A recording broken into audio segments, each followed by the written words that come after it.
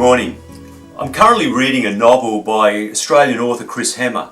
He writes Australian noir, Australian regional stories set within a place, a community, stories about people, place and life, exploring who we are and identity, and usually held together by some form of mystery. This one of his latest, The Tilt, is set in rural Australia down near the Murray River on the New South Wales side, just not far from Echuca.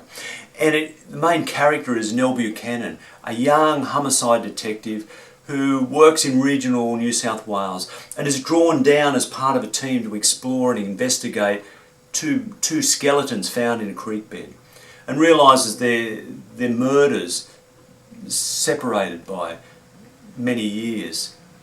But the stories are tied together through family and people, and anyway, this is her home, and her story is connected into it. And as she's exploring, investigating the background story of one of these men, she's given a map to a shack in the midst of the forest around the Murray.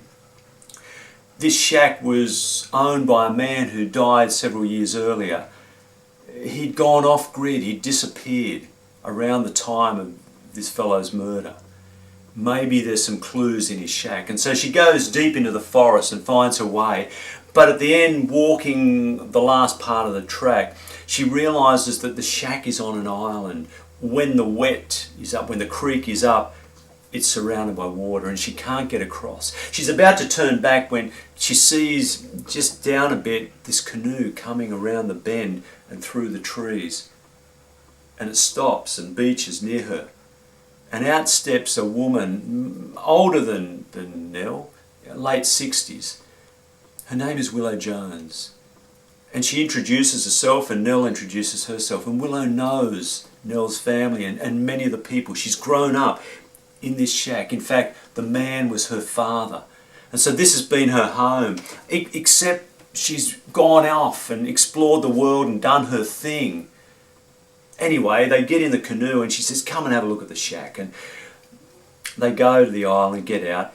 She shows Nell around two simple rooms, very rustic, simple furniture. There's a bookshelf with books and art supplies and canvases. She's an artist. There's a solar cell and a battery that gives her a little bit of power for lighting and boiling the kettle, a gas cooker in the corner, and out the back a little garden and a little greenhouse for other plants and vegetables, and a setting where they can sit and look out across the creek and into the forest.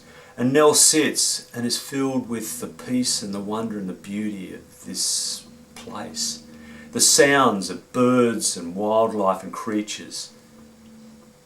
And there's something about it that is just beautiful. And then as Willow shares her story of own self-discovery, of going out into the world, rebelling against her father and this simple life, and exploring the world, experiencing life and trying anything and everything, and coming back and going out and coming back, and finally coming back to look after her father and his dying, of going out again and then returning for good. This is her home. And she's found her place. And she belongs. And as she talks and as Nell looks out, there's a simplicity, there's a contentment, there's a peace about Willow that touches something deep in Nell. The yearning in her own life for identity and meaning and a place to belong. Nell, like all of us, is on this journey of life, discovering who she is, amidst all the expectations and the noises of family and friends and colleagues and a society and the media and all the pressures to become and to be what she might be. She's part of the police force with its politics and its male domination, with its questions and ambition and drive and fighting and struggling and striving. Who is she? Where does she belong? What's life about? And that's part of her journey and a story. And in this encounter with Willow, something touches her. Something draws her and lures her about this simplicity and this beauty and contentment. that is our story. That is the story of each of us. And some people find, like Willow, find that place of contentment home. They return home after the journey outwards and they find that place. But many don't. This week in the stories I've read from the scriptures, we have stories of temptation. The story in the book of origins of the Jewish scriptures, the early writings of being, of origin, and man and woman as they are in this garden, this paradise, told to eat of any of the fruit except for that one tree in the middle, the tree of the knowledge of good and evil. This symbolic tree with its fruit that's luscious and seductive. And this personification of temptation, the serpent, comes to them and says, why won't you eat that fruit? Look at it. And they eat. And their eyes are open to see what they couldn't see before. Innocence has left them.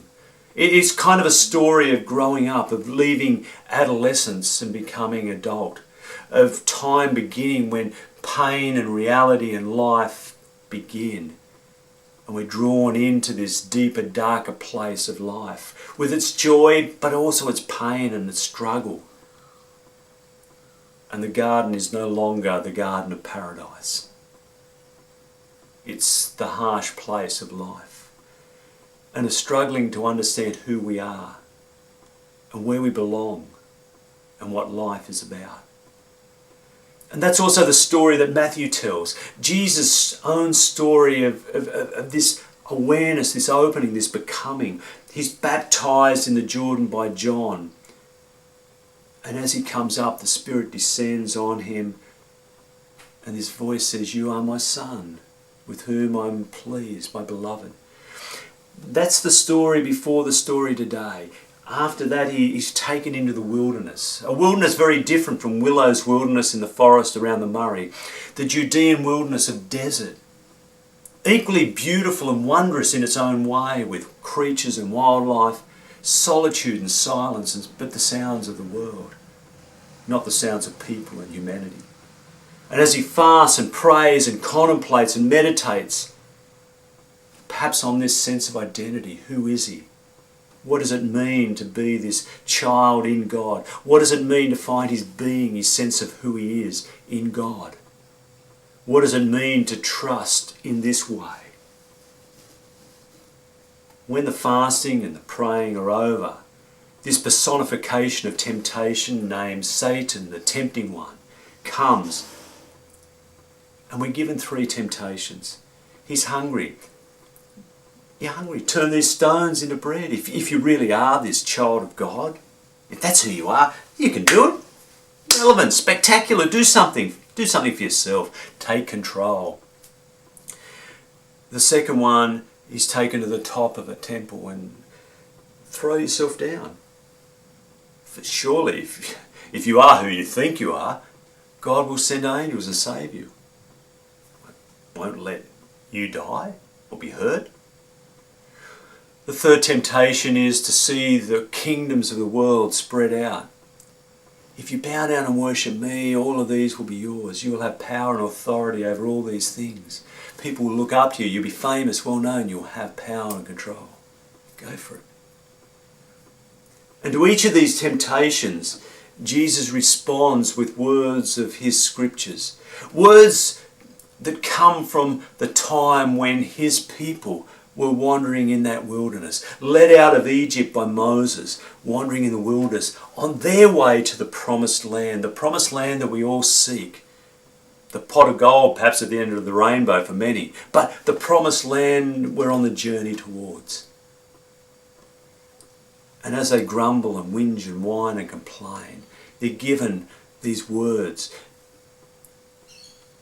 Humans don't live by bread alone, but by every word that comes from the mouth of God. The words of creativity and life and beauty and wonder and of identity. Don't put the Lord your God to the test. Trust, have faith, believe. A bit like in the 12-step program, where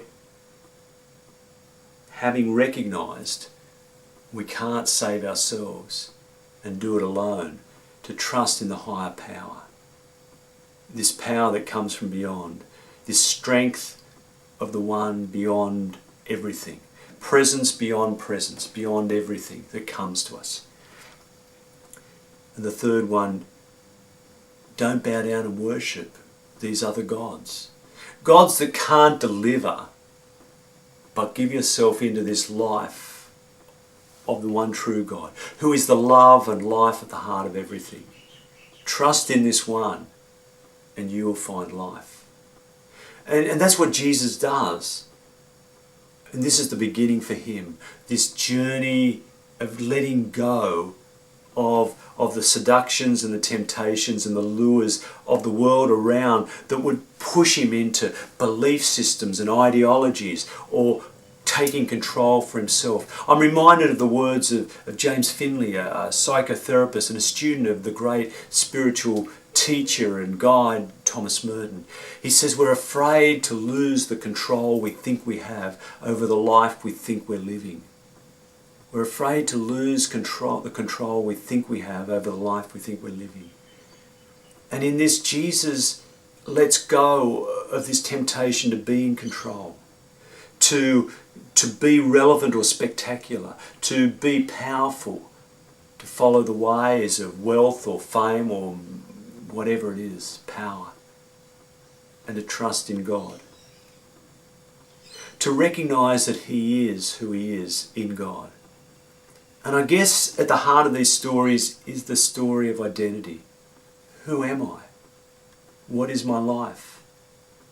What is life about? How can I live more truly, deeply and fully? How can I find that contentment and fulfillment of being home? Of being in the place where I belong? Of living the life that is the gift to me? That's what Willow had found. That's what Nell was looking for, as we all are.